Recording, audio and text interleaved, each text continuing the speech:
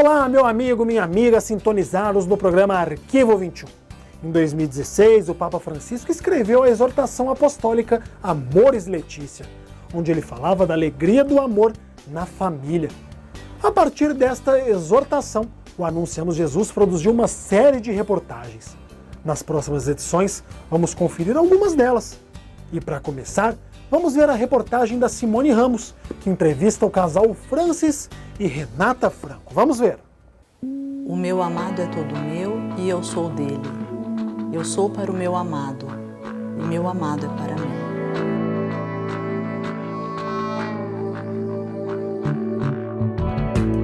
O Papa Francisco lembra na exortação Amoris Laetitia a passagem do livro do Gênesis, que é a inquietação vivida pelo homem que busca uma auxiliar que lhe corresponda. E é assim que eu vejo a Renata para o Francis. É isso mesmo, Francis? Sim, é isso mesmo. Eu concordo e mais do que isso, vou além. Eu acho que mais do que uma auxiliar, que às vezes pode parecer um termo até pejorativo no matrimônio, a gente costuma dizer, às vezes em algumas comunidades ou em alguns retiros, que o nosso casamento, mais do que um auxiliar para o outro, nós nos tornamos uma só carne. Se tornar uma só carne para ajudar o outro, para auxiliar o outro, deveria partir do pressuposto de que para ajudar a gente tem que ceder em alguns momentos. Então essa é a beleza, o mistério e a dificuldade, o desafio do casamento, né? Eu acho que por mais que os dois se conheçam, depois que a gente assume esse compromisso, é que de fato a coisa vai tendo que ser feita de forma como se fosse uma música que a gente vai sintonizando até ficar uma harmonia perfeita, né? Eu acho que esse é o grande desafio. Francis, e o que fez com que você se apaixonasse pela Renata? Eu fiquei completamente apaixonado pela Renata na primeira vez que eu a vi. Não senti que é o amor da minha vida, pronto, é isso. Mas eu acredito que amor à primeira vista foi o que eu senti. Porque eu senti algo que mudou completamente a minha vida. E é engraçado, porque eu jamais senti isso, jamais tinha sentido isso. Por uma outra mulher? Nunca, mas mais do que isso. A questão não era externa, a questão era interna. De alguma forma eu acreditava que a minha vocação, ela poderia ser por um outro caminho, não sozinho, mas uma vocação onde não houvesse uma esposa, porque eu não me sentia preparado para ter uma esposa, para assumir um compromisso de casar. Eu realmente nem cogitava o matrimônio, porque achava que não era possível, por conta de uma série de questões internas, é a minha própria história. Os meus pais tiveram um casamento quebrado. Talvez essa experiência tenha sido muito forte para mim, de uma forma negativa. E eu não queria repeti-la.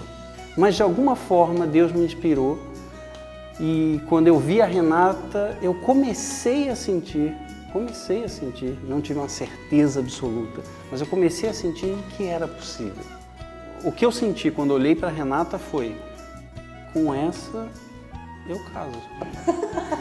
Mas eu sempre digo que eu me lembro do dia, da hora e do lugar onde eu vi o Francis, porque eu já tinha visto ele num outro lugar, mas onde eu olhei para ele. E foi engraçado, naquele momento eu tinha certeza não de que a gente ia ficar junto, ia casar, ia namorar, nada disso. Mesmo porque não estava no meu horizonte de casamento também. Eu também tinha um olhar tão desacreditado para o relacionamento, né? E eu olhei para ele e eu tive uma convicção interior muito forte de que a gente ia ficar junto, a gente ia formar uma parceria. Era isso que tinha no meu horizonte, foi o sentimento que me veio, muito forte, muito intenso. Mas eu tive uma convicção de que tinha alguma coisa ali para a gente somar e voltar para o reino de Deus. Olha que interessante, não foi algo assim para mim, né? Ele vai me fazer feliz, não foi esse sentimento que eu tive. Foi algo de olhar e falar, nossa, a gente vai se unir e vai dar frutos.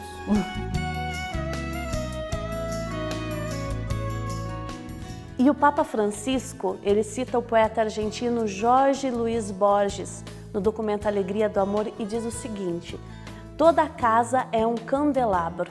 O que isso significa para vocês?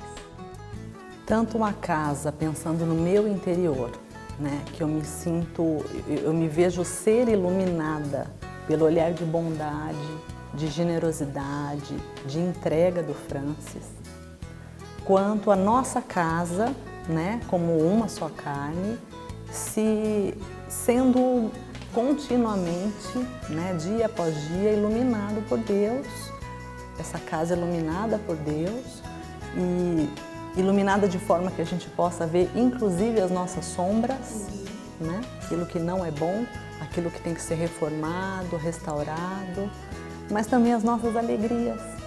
E a nossa espiritualidade ajuda nesse ponto, né?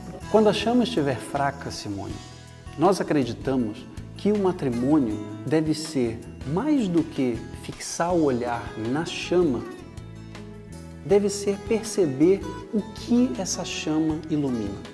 Então, em vez da gente ficar preocupado com o próprio umbigo, como a gente costuma dizer, é voltar as nossas forças, as nossas energias e até mesmo em alguns momentos as nossas tristezas para fora, para os outros.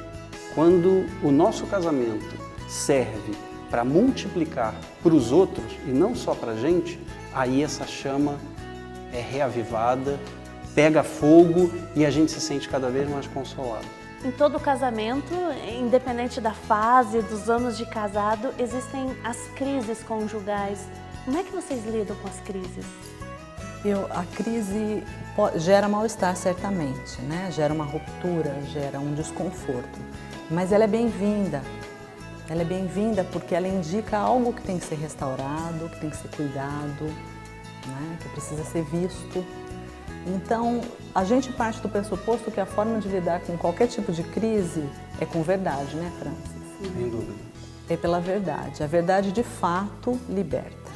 E na medida em que o cônjuge se sente acolhido pelo outro, com tudo que ele traz, a partir dali cria-se um vínculo que dificilmente algo vai estremecer. Isso me dá a liberdade de errar. Porque eu sei que eu vou ser acolhido, que eu vou ser aceito, então eu não preciso ter medo. Eu me sinto acolhido por ela, para poder, inclusive, me desarmar, baixar a minha guarda e dizer, olha, eu estou sentindo tal coisa, eu estou me sentindo assim, ou mais do que isso, que talvez seja o mais difícil, o mais complicado. Dizer, Renata, desculpe, eu nem sei por que agi assim ou por que estou agindo assim, mas eu peço perdão a você. Vamos tentar resolver. Eu conto com você para que você me ajude a me entender e a entender a nossa história, daqui para frente. No Salmo 128, e também agora citado no documento do Papa Francisco, tem a seguinte frase: os teus filhos como broto de oliveira. E esta não é a realidade de vocês não têm filhos. Vocês são cobrados por causa disso? Como tudo, né? Todo mundo é cobrado por tudo sempre. Se tem é porque tem, se não tem é porque não tem. Se casou é porque casou, se não casou, não casou. Então a cobrança é algo que vem da sociedade sempre. Cabe a gente aprender a lidar com isso, né? Mas de qualquer forma essa é uma situação que é muito bem resolvida, porque a gente se sente extremamente fértil, né? A gente se sente muito doador de vida, né? E a gente procura fazer isso, procura ocupar o nosso tempo, direcionar a nossa formação, né? Voltar nossos talentos, unir nossa energia para que a gente gere muita vida. A falta do sentimento de paternidade, ela não existe. Muito pelo contrário. Às vezes, eu acredito que a gente tem que se policiar, tanto a Renata quanto eu, por conta de tantos compromissos com esses filhos espirituais que a gente acaba conhecendo e acaba amando, encontrando ao longo do caminho, né? Então, a gente se doa, claro, mas a gente recebe muito. Essas pessoas que nós conhecemos e lidamos nos acompanhamentos espirituais são fruto de muita alegria, são fruto de muita consolação, são frutos de muita reflexão, inclusive para o nosso próprio casamento. No documento Alegria do Amor, o Papa cita também esse ideal de envelhecer juntos, de cuidar-se, de apoiar-se. Como é que você se imagina envelhecendo junto? Como é que vai ser isso para vocês? Eu imagino e desejo, e eu acredito que esse meu desejo seja algo que Deus deseja em mim, que seja um momento onde a gente já esteja tão próximo da nossa essência, que a gente fique com a essência um do outro. Porque a velhice tem um pouco disso, né? Dessa exigência tão grande que tudo vai ficando para trás. A beleza, a força, a agilidade, a rapidez de raciocínio, a história de vida profissional, familiar, tudo vai ficando, né? Tudo vai envelhecendo junto com a pessoa.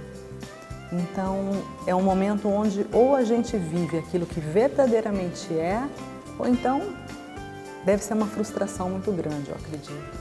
Eu espero que envelhecer com o Francis seja isso, a gente poder olhar um para o outro e se reconhecer na nossa essência, né? Se ver naquilo que a gente tem de mais genuíno, de filho amado de Deus, de filho sonhado por Deus.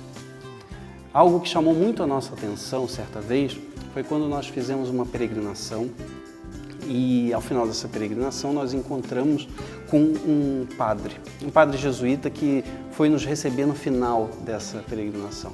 E nós então chegamos de mãos dadas, juntos, né? E esse padre então, o Padre Christophe, abriu um grande sorriso, nos abraçou e disse: que bonito, juntos até o fim. Com Deus no meio da gente, isso seria possível. Isso seria possível para que o matrimônio não fosse simplesmente um apoio de um por outro temporário, mas uma caminhada e uma longa caminhada juntos até o fim.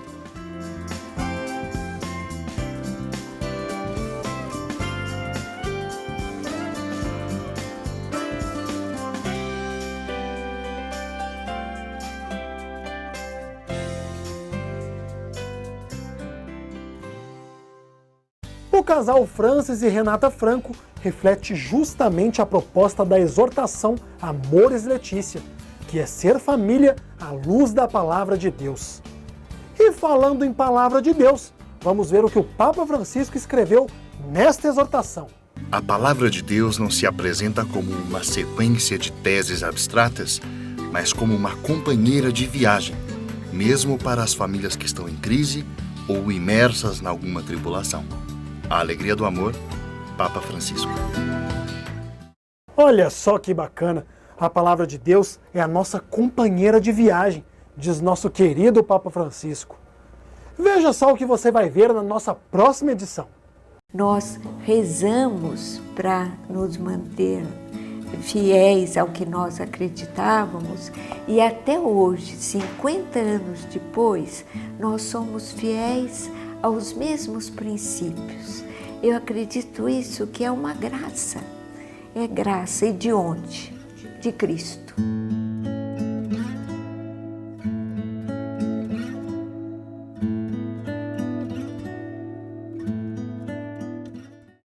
É isso aí, meu povo. E assim, a gente termina mais uma edição do nosso Arquivo 21. Nos vemos na próxima.